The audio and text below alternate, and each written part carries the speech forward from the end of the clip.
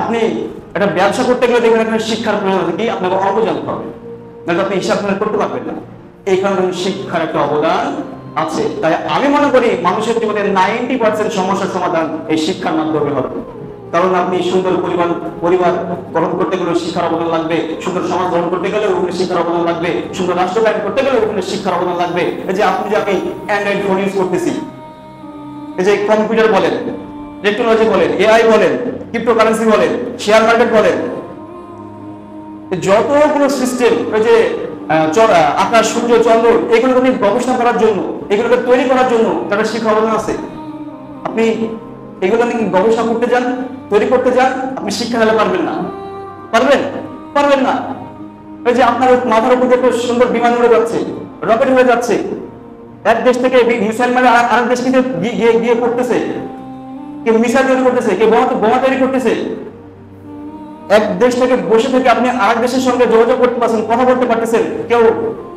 কেউ মহাকাশ নিয়ে গবেষণা করতেছে, কেউ চাঁদে যাচ্ছে, কেউ মাটি খনন করে খনিজ সম্পদ উৎপাদন করছে, বার করছে। এই যে যতগুলো সেক্টর, যতগুলো পয়েন্ট, ইকোনমিক সিস্টেম বলেন, থিওলজি বলেন, গণিত বলেন, যতগুলো সেক্টর আপনি দেখবেন সবটার সঙ্গে শিক্ষার একটা কানেকশন আছে। আপনি শিক্ষা না থাকলে আপনি ওই আকাশ নিয়ে গবেষণা করতে পারবেন না। আপনার মধ্যে শিক্ষা না থাকলে আপনি ওই মহাকাশ নিয়ে স্টাডি করতে পারবেন না। আপনার মধ্যে শিক্ষা না থাকলে আপনি ক্রিপ্টোকারেন্সি করতে পারবেন না। আপনার মধ্যে শিক্ষা না থাকলে আপনি শেয়ার মার্কেট বুঝতে পারবেন না। আপনার শিক্ষা না থাকলে আপনি অ্যালগরিদম বুঝতে পারবেন না। তাই আমি মনে করি মানুষের লাইফে প্রত্যেকটা ক্ষেত্রে শিক্ষার একটা সম্পূর্ণ অবদান রয়েছে। আপনি যে মাঠে চাষ করছেন, আবাদ করছেন, ওই যে হেসটা নিয়ে গিয়ে এখানে একটা সায়েন্স আছে। কি সায়েন্স? ওই যে আপনি যে দাউরির মাধ্যমে আকাশ পরিষ্কার করতেছেন, ওখানটা শিক্ষা আছে তো, ওখানটা শিক্ষা আছে। ওটা কিভাবে তৈরি করলো ওই শিক্ষা আপনি দিতে হবে তো, দেখতে হবে তো। আমি আগেই বলেছি বৈদিক শিক্ষা নয়, শিক্ষা বাহ্যিক হতে পারে, বাহির থেকে হতে পারে, সোসাইটি থেকে হোক, সমাজ থেকে হোক, সেটা প্রকৃতি থেকে হোক, যে কোনো মাধ্যমে হতে পারে, কিন্তু শিক্ষাটা গুরুত্বপূর্ণ। এই জন্য আল্লাহ সুবহানাহু ওয়া তাআলা বললেন ইয়া মুহাম্মদ সাল্লাল্লাহু আলাইহি ওয়াসাল্লাম ইকরা পড়ো।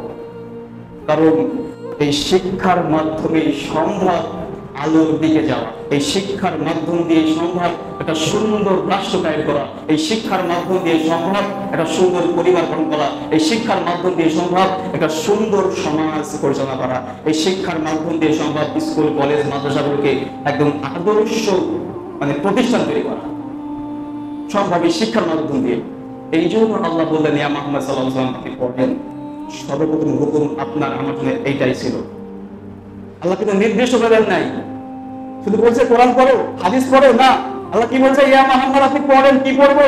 আপনাকে কোরআনও পড়তে হবে, আপনাকে টেকনোলজি জানতে হবে, আপনাকে হাদিসও পড়তে হবে, আপনাকে সায়েন্স বুঝতে হবে, আপনাকে কোরআনও জানতে হবে, আপনাকে মেডিকেল সিস্টেম জানতে হবে, অ্যালগরিদম বুঝতে হবে, টেকনোলজি বুঝতে হবে, এআই বুঝতে হবে, ওয়ার্ল্ড অ্যাফেয়ার জানতে হবে। এই নানান সেক্টরগুলো আপনাকে জ্ঞান রাখতে হবে, বাহ্যিক জ্ঞান আপনাকে রাখতে হবে। শুধু কোরআন পড়ে গেলেন, হাদিস পড়ে গেলেন, ওই তোতা পাখির মতো পড়ে গেলেন, এমনটা নয়। আল্লাহ বলে নাই, আল্লাহ বলেছেন পড়তে, নির্দিষ্ট করে জ্ঞান কোরআনই পড়ো, হাদিসে পড়ো, এমনটা নয়। আপনি কোরআনের পাশাপাশি এই যে বাহ্যিক যে জ্ঞানগুলো রয়েছে সেগুলো আপনাকে অর্জন করতে হবে, আপনার মধ্যে সেই স্কিলগুলো ডেভেলপ করতে হবে। এটা পুরো ইতিহাস দেখে নেন। আজ মেডিকেল সিস্টেম টিকে রয়েছে কার উপরে? ইবনে সিনার উপরে। তিনি একজন বিখ্যাত পণ্ডিত মুসলিম বিজ্ঞানী ছিলেন। তিনি জ্যোতিষবিদ্যা জানতেন, তিনি কাব্য লিখতে জানতেন, তিনি সাহিত্য জানতেন, তিনি ছিলেন মেডিকেল ডিপার্টমেন্টের হেড। এই যে এখন শিক্ষা সিস্টেম, মেডিকেল সিস্টেম তার উপরে ভিত্তি করে টিকে রয়েছে। তিনি কি শুধু কোরআন হাদিস দিয়ে পড়েছিলেন? না, তার পাশাপাশি তিনি তার যে সব স্কিলগুলো ডেভেলপ করার প্রয়োজন ছিল সেটা তিনি করেছেন। যে ট্রিটমেন্ট, যেটা মেডিকেল ট্রিটমেন্ট, আজ ওর কাছ থেকে এসেছে পুরো বিশ্ব, আজ ওর কাছ থেকে গ্রহণ করেছে। ওই যে আপনি যে মোবাইল ইউজ করতেছি, অ্যালগরিদম, এই অ্যালগরিদম না থাকলে আপনি আজ ফেসবুক ইউজ করতে পারতেন না, হোয়াটসঅ্যাপ ইউজ করতে পারতেন না, গুগল চালাতে পারতেন না, ক্রিপ্টোকারেন্সি করতে পারতেন না, কোনো ধরনের টেকনিক্যালি সবই কার্যকর করতে পারতেন না। এই যে ফোন করতে এক জায়গায় চলে যাচ্ছে, এটা করতে পারতেন না। এটা সম্ভব হয়েছে শুধু টেকনোলজির জন্য, অ্যালগরিদমের জন্য। আর এই অ্যালগরিদমকে তৈরি করেছে একজন মুসলিম বিজ্ঞানী, তার নাম কি? আল-খাউজিন। তিনি একজন মুসলিম বিজ্ঞানী। সে কি শুধু কোরআন হাদিস দিয়ে পড়েছিল? না, কোরআন হাদিসের পাশাপাশি বাহ্যিক জ্ঞানটাকে সে নলেজ গেইন করেছে, অর্জন করেছে। সুতরাং এইরকম ভাবে অবশ্য মুসলিম বিজ্ঞানী দেখে পেয়ে যাবে ইতিহাসে যেহেতু কোরআন হাদিস বাদ দিয়ে ওরা বাহ্যিক যেগুলো তাদের মধ্যে ডেভেলপ করা উচিত দরকার সেগুলো নিয়ে তারা স্টাডি করেছে, পড়াশোনা করেছে। সুতরাং আমার উদ্দেশ্য একটাই যে আপনাকে শিক্ষা অর্জন করতে হবে, সেটা বই থেকে হতে পারে, সমাজ থেকে হতে পারে। শুধু একমুখী শিক্ষা অর্জন করে বসে থাকেন না, একমুখী শিক্ষা অর্জন করে বসে থাকেন না, শুধু কোরআন হাদিস পড়ে গেলাম আর বাহ্যিক আর যে বাহ্যিক শিক্ষা অর্জন করলাম না, এমনটা করেন না। মেন পার্ট আপনার থাকবে কোরআন হাদিস, আমি মানি, কিন্তু তারপরে আপনাকে ইংলিশ জানতে হবে, টেকনোলজি জানতে হবে, সায়েন্স বুঝতে হবে। আজ দেখেন যত বড় বড় সেক্টর কাদের জায়গা বলেন তো, সব ইহুদি খ্রিস্টানদের। আমি গুলো দেখলাম আজকে বিশ্বের পৃথিবীর মধ্যে সবচেয়ে সায়েন্টিস্টের সংখ্যা হচ্ছে খ্রিস্টানদের মধ্যে, 2 নম্বর আছে ইহুদিরা। কেন হয়েছে? তারা শিক্ষার মূল্য তারা বুঝেছে। যারা ডাক্তারি পেশা, সবচেয়ে যে জাতির মধ্যে ডাক্তারের সংখ্যা বেশি সেটা হচ্ছে খ্রিস্টান এবং ইহুদি, আর 3 নম্বর আছে হিন্দু।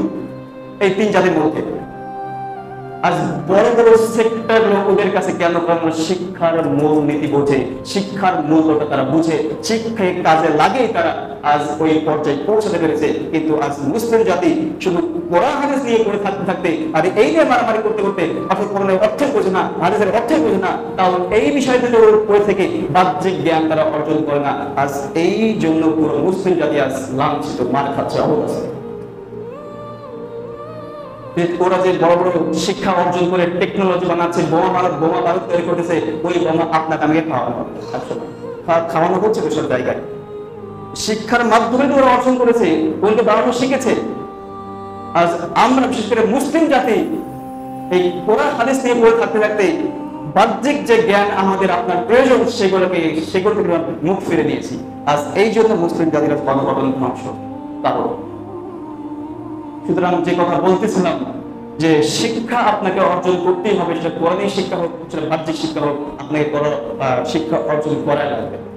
শিক্ষার মূলনীতি যেটা আমি মনে করি, একজন মানুষের জন্ম থেকে মৃত্যু পর্যন্ত তার যত চাহিদা, আকাঙ্ক্ষা, চাওয়া পাওয়া, তার লাইফের কোনো সমস্যা, তার পেশার প্রয়োজনীয় বিষয়গুলো, সেইগুলোকে লিড করা, ডিল করা, সমস্যা আসলে সমস্যার সমাধান করা, এইটার বিকাশ ঘটায় শিক্ষা, যেটা আমি মনে করি, যেটা আমি মনে করি।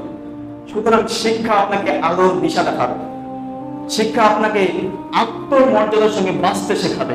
সুতরাং শিক্ষা থেকে মুখ ফিরিয়ে নিয়েন না, কোরআনটাকে আঁকড়ে ধরে রাখেন। তার পাশাপাশি বাহ্যিক যে শিক্ষা রয়েছে সেগুলোকে আপনাকে আঁকড়ায় ধরতেই হবে। যদি কিছু একটা জায়গা লেভেলে যদি পৌঁছাতে চান, তো যে তবে আলোচনা রাখা হয়তো কিছুটা হলেও আপনারা বুঝতে পারছেন।